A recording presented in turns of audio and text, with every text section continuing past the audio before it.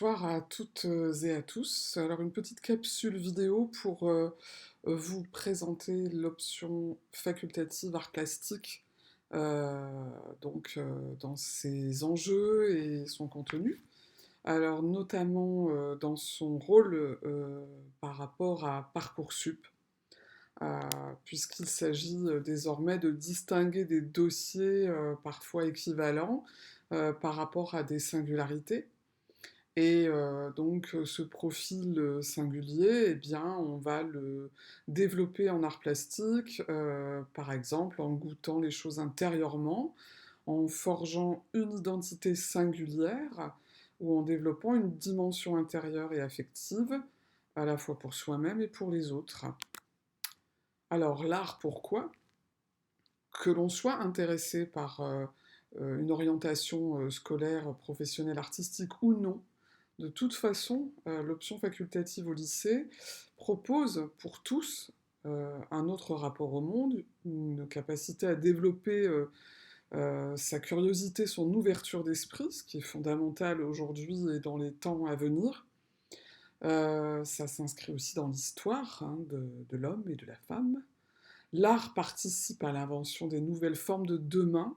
C'est quand même la discipline phare qui va compter au collège et au lycée énormément dans les années actuellement d'ailleurs déjà depuis quelques années et encore plus dans les années à venir. Donc on l'évoquera plus tard dans d'autres documents. Et l'art fortifie notre intelligence sensible et intellectuelle et ces compétences-là aussi participent à des demandes futures.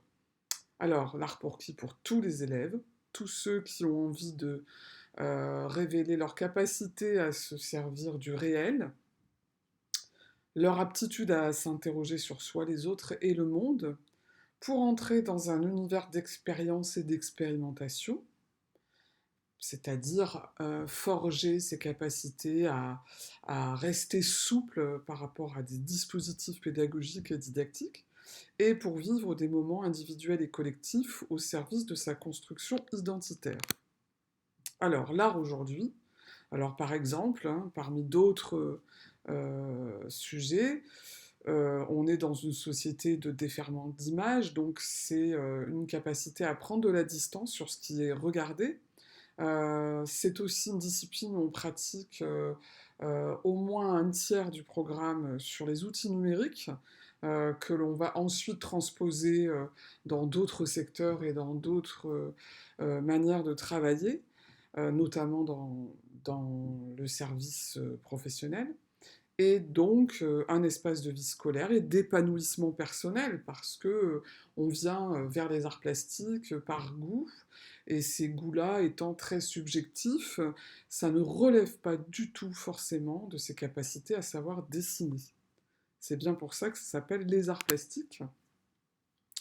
Donc les compétences valorisées en art plastique, c'est mettre en place une démarche singulière, développer l'oral, notamment c'est une préparation au grand oral, renforcer ses propres moyens d'expression, analyser et observer. Alors voici un florilège des productions artistiques de nos lycéens des années antérieures jusqu'à aujourd'hui. Donc on voit qu'on a soit des dispositifs qui sont des dispositifs donc dans l'espace physique. On va avoir des élèves qui vont s'emparer, par exemple, du tableau, des supports inédits pour représenter, et enfin des déchets qui sont des vieux tubes de peinture qui vont permettre de détourner des objets pour ensuite faire une représentation. Donc en l'occurrence ici, elle est signifiante puisque ça parle de la vague d'Okusai en citation. On va avoir aussi des productions en art plastique qui relèvent des arts numériques, comme en haut à gauche, par un photomontage, euh, et en bas, donc avec une mise en scène de l'image numérique. Et par contre, à gauche, on va aussi pratiquer des techniques qui sont plus traditionnelles, peinture à la gouache ou fusain. Alors, Dans les arts plastiques, on va donc se saisir de divers supports, donc des supports de mise en scène, ça peut être l'espace de l'école, et on peut se servir des écrans comme support et comme matériaux, où on va par exemple générer des œuvres d'art collectives. En art plastique, régulièrement, hein, donc à Provence, on organise des expositions des élèves, hein, du lycée, du collège aussi d'ailleurs. Donc là, il s'agissait de détourner, de réexploiter des vieilles cartes géographiques, voilà. Alors, en art plastique, on va aborder aussi divers domaines de catégories artistiques qui peut relever de l'architecture, du design, du cinéma, voilà, donc de plein de choses. Là, en l'occurrence, c'est le cas. Et on va aussi revenir à des savoirs plus classiques, plus traditionnels, comme donc le dessin, notamment le sujet du pli, hein, qui reste un sujet académique. Et aussi en art plastique, on va favoriser donc des expériences inédites. Donc par exemple, il y a quelques années, toute l'école a participé avec un artiste très connu donc dans le monde qui s'appelle Olivier Grossetête. Donc il s'agissait de représenter une architecture emblématique qui est l'Arche de manière collective. Voilà. Donc ça a été une aventure extraordinaire. En art plastique, on organise tous les ans donc des sorties, des voyages scolaires en seconde, première, terminale. Euh, et on va aussi parfois proposer des stages. Donc là, par exemple, un stage avec un graffeur, Bruno Dir, hein, de Marseille. Et ce qui va donner l'occasion de mettre en valeur ce stage avec les élèves de première de la promo de l'année dernière, de 2022, qui ont produit ce mur magnifique, donc à partir d'une maquette qui a été choisie par Madame Chavartier. Alors, en art plastique, on va proposer aussi des dispositifs pédagogiques hors normes. Par exemple, proposer aux élèves d'exposer leur travail de manière éphémère autour de Provence. Donc, pour ceux qui connaissent l'environnement de Provence, donc là, on est du côté de la rue Paradis, on est près de l'école, on est dans les escaliers qui sont sur la petite place à côté de l'église. On va pouvoir reconnaître une maquette à une certaine échelle de la boulangerie Paul, une référence à l'école primaire qui est à côté, etc. etc. Donc l'idée, on proposait aux élèves de se marquer, de marquer le territoire et de se démarquer dans une exposition éphémère en fonction du lieu qu'ils avaient choisi. On peut aussi, sur le blog des arts plastiques de l'école de Provence, donc vous pouvez trouver donc régulièrement des articles avec des images de ce que les élèves produisent.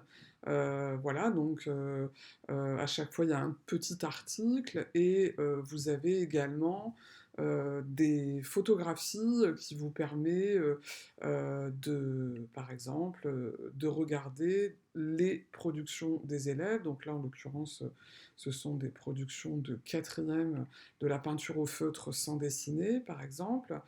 Ou alors, on peut faire un travail autour du design avec une chaise, par exemple, trop stylée en classe de troisième et aborder la question du design et des métiers artistiques, par exemple.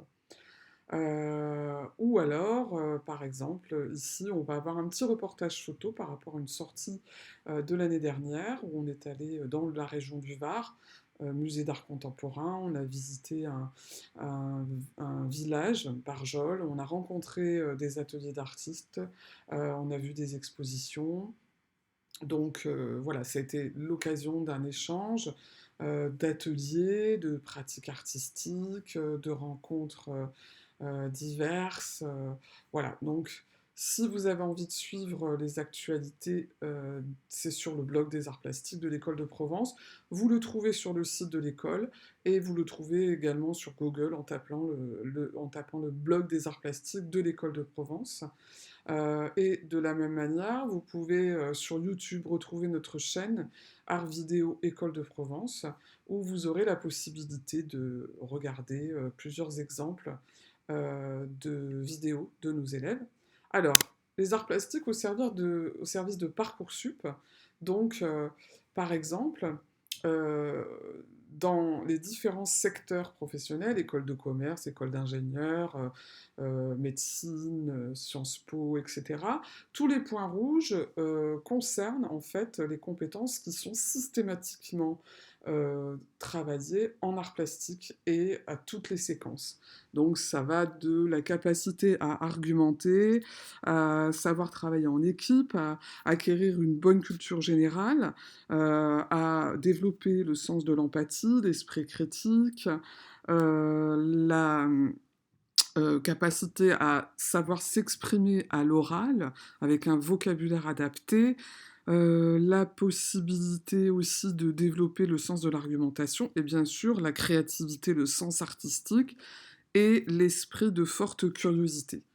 Voilà donc les compétences qui servent par rapport à Parcoursup. Et ici, vous avez un schéma qui vous montre que les arts plastiques entrent en résonance avec toutes les disciplines, notamment de spécialité, qui vont emmener ce croisement vers des orientations professionnelles telles que l'audiovisuel, l'aménagement du territoire, l'animation 2D, 3D, le web design, les arts appliqués, le multimédia, le marché de l'art, l'archéologie, les métiers de la communication, critique d'art, l'architecture, le design, etc. Donc tout ça est très large. En art plastique, il y a 17 donc, raisons de favoriser cette option lycée dans la mesure où, voilà, on ne va pas lire évidemment tous ces documents. Je vais essayer de le rendre disponible pour que vous ayez le temps, si vous le souhaitez, de le lire tranquillement. Quoi qu'il en soit, ces 17 points reviennent sur tout ce que j'ai énoncé précédemment. Alors, les métiers en lien avec les arts plastiques, vous avez donc, ça c'est une liste exhaustive et il en existe d'autres, notamment des métiers qui vont bientôt exister. Les secteurs dans les métiers artistiques, les secteurs qui sont les plus en attente d'emploi et qui vont proposer donc beaucoup de postes, c'est surtout le secteur numérique et aussi le secteur du design. Et les autres secteurs aussi, puisque tous les autres secteurs de métier vont se renouveler par rapport aux attentes gouvernementales, mondiales, notamment en ce qui concerne l'empreinte carbone, l'écologie, l'environnement. Voilà, donc tout ça, ça va forcément bouger énormément. Et là, je termine cette petite capsule vidéo pour vous parler des soft skills. Les soft skills, ce sont des compétences qui vont être et qui sont déjà très très demandées pour les générations actuelles et à venir. On demande donc les 5 compétences clés, c'est la résolution de problèmes, la pensée critique, la capacité à collaborer, la pensée informatique et la créativité. Pourquoi ces 5 compétences? Parce que d'ici à 2030, et ça l'est déjà actuellement, le recrutement se fait à partir de principalement ces 5 compétences. Pourquoi? Parce que le monde du travail va énormément bouger, notamment par rapport à la robotisation. Donc là, je vous renvoie au livre de Jérôme Hoareau, qui parle de cet effet kiss cool, on va dire, de l'intelligence artificielle. Et voilà, parmi les compétences, celle de la créativité, ça reste la compétence phare parce que on va demander aux jeunes de trouver des idées très très vite, très facilement, et de s'adapter à des changements très réguliers. Des changements qui sont liés au contexte du travail, à la manière de travailler, aux outils de travail, etc. Et donc la créativité, c'est le cœur de la discipline des arts plastiques. Donc nous, que ce soit au collège ou au lycée, forcément, on va formater les élèves, on va utiliser leur cerveau, on va les aider à utiliser leur cerveau pour qu'ils deviennent créatifs.